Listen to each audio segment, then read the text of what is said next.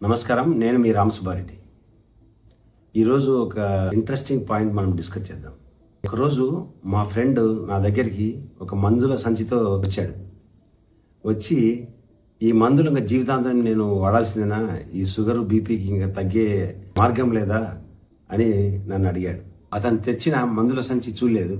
అతను దినచర్య గురించి అడిగి తెలుసుకున్నాను.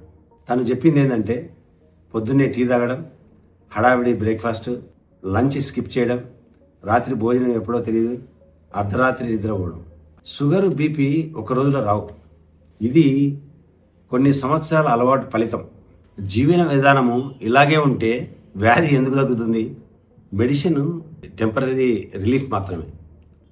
మన ఆహారపు అలవాట్లు, మన జీవన విధానము మన ఆరోగ్యాన్ని నిర్ణయిస్తాయి. మా ఫ్రెండ్కు నేను చెప్పిన అడ్వైజ్ ఏంటంటే, అతను ప్రజెంట్ తీసుకుంటే ఆహారాన్ని ఒక నెల రోజుల పాటు పక్కన పెట్టి మిల్లెట్స్తో చేసిన ఆహారాన్ని 3 పూటల ఒక నెల రోజుల పాటు తీసుకోమని చెప్పారు. మేము మళ్ళీ ఒక నెల రోజుల తర్వాత కలిసినప్పుడు మా ఫ్రెండ్ చెప్పింది ఏంటంటే, షుగర్ లెవెల్స్ తగ్గడమే కాకుండా మందులు వాడకం కూడా తగ్గించేశాడు, ఎనర్జీ లెవెల్స్ బాగా పెరిగాయని చెప్పాడు.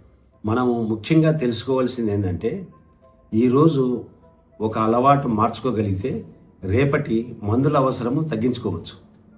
ఆరోగ్యం అందరికీ ఊరికే రాదు.